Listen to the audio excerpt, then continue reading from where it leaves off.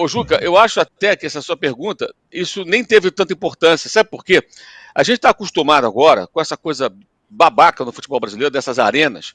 Maracanã tem lá uma voz que fica assim: atenção, não solte bombas, não ligue, não acenda sinalizadores, o clube pode ser punido. Ó, cara, os caras aqui tocaram um F bem grande, entendeu?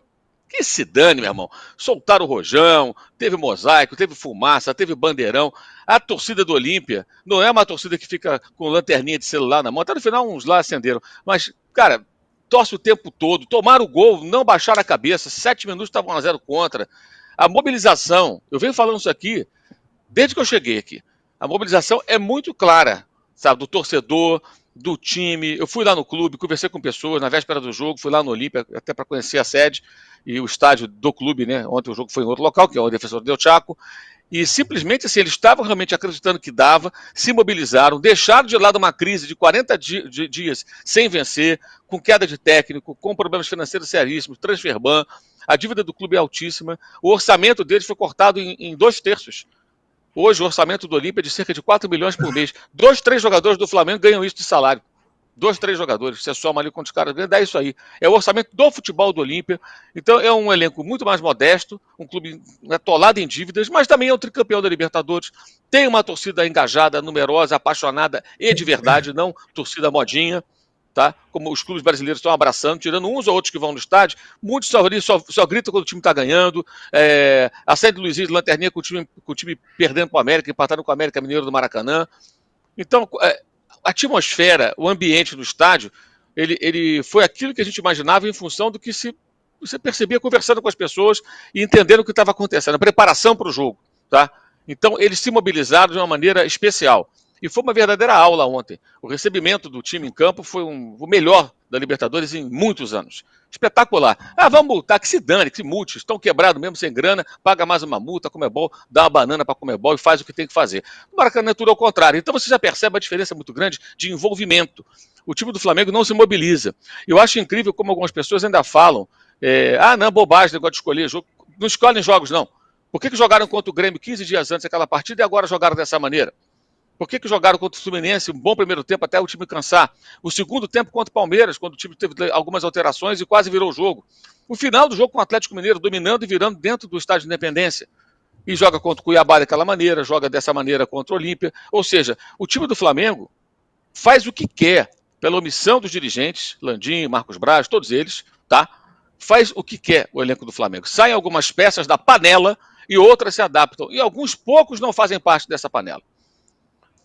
O Flamengo com o Paulo Souza teve atuações ridículas, com o Dorival no final da sua participação, agora com o Vitor Pereira no começo do ano, com o Alcas era Vitor Pereira, a goleada do Fluminense era Vitor Pereira, o Maringá era o interino Mário Jorge, e as goleadas para o Red Bull Bragantino e Cuiabá e essa derrota, esse vexame, tudo com o Sampaoli.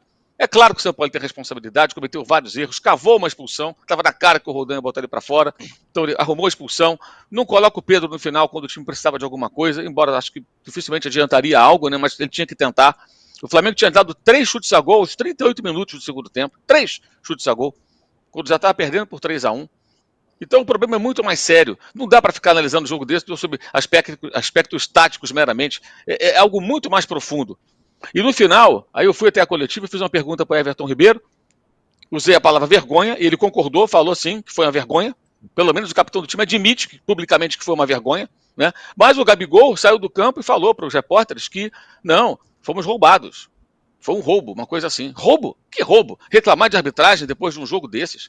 Ora, tenha um mínimo de coragem de admitir a incompetência, a má atuação, a falta de vontade. O Arrascaeta ontem teve um lance, não sei se pela TV vocês perceberam, no estádio fica mais claro, o Gamarra, que não é aquele, né? Ele ganha do Gabigol uma disputa de bola ali na lateral direita da defesa do Olímpia, ele perde, ganha, a bola sai com ela, a torcida cresce junto, esse primeiro tempo. E o Arrascaeta, aí a câmera deve seguir a bola, ele volta andando. Primeiro tempo, volta andando.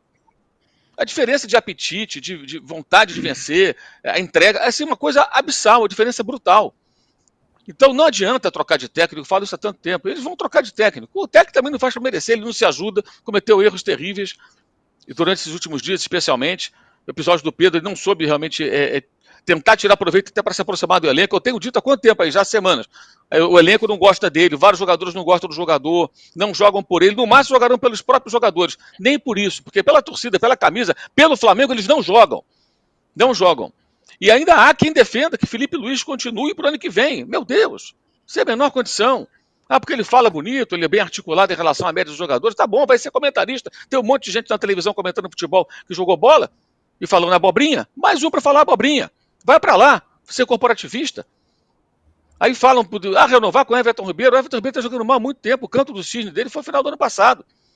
Então o Flamengo não se livra desses velhos personagens, o Flamengo não consegue mudar, e ontem recebeu uma aula de um time muito modesto, até na forma de jogar. O Olímpia não tem nada especial, taticamente, tecnicamente, não, mas tem alma, coração, respeito pela torcida, respeito pela camisa, e teve a capacidade de mobilização de aproveitar uma oportunidade. Nós estamos diante do time mais caro do continente e atual campeão. A gente pode fazer história aqui. E os caras fizeram. Tá? Foi um espetáculo que fizeram os paraguaios, uma aula em todos os sentidos, no estádio velho, antigo, muito mais legal do que essas arenas assépticas, ridículas, entendeu? Com essa torcidinha mequetrefe de lanterninha de celular.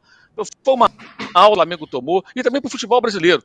Está cada vez mais contaminado por essas ideias de engravatados que vão cortando a cultura do futebol, e é uma aula também para aqueles que acham que o jogo só se limita às 4 linhas. Não é, não, é muito mais do que isso. Então, acho que a motivação com o vídeo pode ter até ajudado um pouco os jogadores, mas acho que nem precisava, Juca, porque o que a torcida do Olímpia fez ontem, o que o povo paraguaio que torce por esse clube fez ontem, acho que já foi bastante para que eles realmente crescessem muito, jogassem muito mais do que podem e eliminassem o arrogante, prepotente, preguiçoso e sem vergonha time do Flamengo. Esse time merece ser chamado de sem vergonha. O time no todo, o coletivo em campo do Flamengo, não tem vergonha. Não tem vergonha. E os caras que vieram para cá de ônibus, nesse momento estão na estrada. Se tudo correr bem, eles chegam em casa no sábado. Os bonitões estão no berço desde ontem e não fazem por merecer nada do que a torcida faz por eles. E domingo está esgotado, né? Que já venderam todos os ingressos. Deve ser a turma da lanterninha de celular. É capaz de aplaudirem esse grupo de jogadores. Olha, só um pitaco jornalístico aqui. Como é bom você ter, quando se tem um cara no local. Cara, que é uma outra visão. Aqui a nossa visão é que o Flamengo perdeu e tal, jogou mal, foi uma vergonha e tal. E o Mauro César dá um panorama muito maior do que isso, dando um contexto muito maior, porque estava lá, âncora, no Paraguai. Oi. Outro detalhe, só para não perder o gancho que você está falando, aí depois fui lá para a zona mista. Os jogadores demoraram um tempão. Pararam o Felipe Luiz, deu entrevista, né? Como ele tem facilidade ali, né, para desenvolver um raciocínio, ele consegue admitir que jogaram mal e tal, mas não acrescenta nada. O Marcos Braz passou direto, o Landim nem vi. O Matheus Cunha parou para falar, e entra um erro também do Sampaoli, eu tenho alertado já há algum tempo, é um goleiro que ainda não está pronto, o Flamengo contrata o goleiro do Boca, aí põe um garoto no gol num jogo como esse. O lance do terceiro gol, ele põe a mão na bola, a bola sai, dá escanteio, reclama numa falta, numa coisa que não houve, e o Flamengo precisando ali dar uma esfriada no jogo, a temperatura no estádio crescendo, a torcida do Olímpia já pensou, é agora, vamos virar o jogo. E iam virar mesmo, na questão de tempo. Já no primeiro tempo era perceptível isso. Ele não só fica reclamando, como ele dá a bola, joga a bola com força na bandeirinha de escanteio. Gente, joga a bola para o outro lado, joga para escanteio, ali segura a bola. Não, ele jogou a bola com força para a bandeirinha, como se o Flamengo precisasse acelerar o jogo. É até um mínimo de, sabe, ingenuidade, falta de concentração, falta de frieza para aquele momento. Não é culpa dele, não, é erro do Sampaoli aí. Os caras contrataram um goleiro experiente, né? Tem um outro experiente do banco, que vinha mal tecnicamente, que é o Santos, e acontece isso. Os outros passaram todos, ninguém para falar com os jornalistas. Não é falar com a imprensa, é falar com o torcedor. O Gerson passa direto. O Gabigol passa com um capuz na cabeça. E há quem discuta, parece que o clube já discute, né? Parece que não discute. A renovação do Gabriel. O contrato dele vai até o final do ano que vem. Por que tem que discutir hoje o contrato do Gabigol? Por que não espera para o ano que vem avaliar suas condições? Mas ele pode assinar um pré-contrato. Se alguém quiser pagar para ele mais do que o Flamengo paga em 2024, que ele seja feliz onde for. O Zico saiu do Flamengo um dia, o clube não acabou. Então o clube parece refém desses nomes que são importantes na história do Flamengo, na história recente, atual até. Atual, né? Que ontem, isso também é a história que eles fizeram ontem, esse papelão. E há quem tente comparar o time do Zico com esse time, né? O time do Zico não fazia isso, não. Até porque o Zico não deixava. O capitão era outra parada.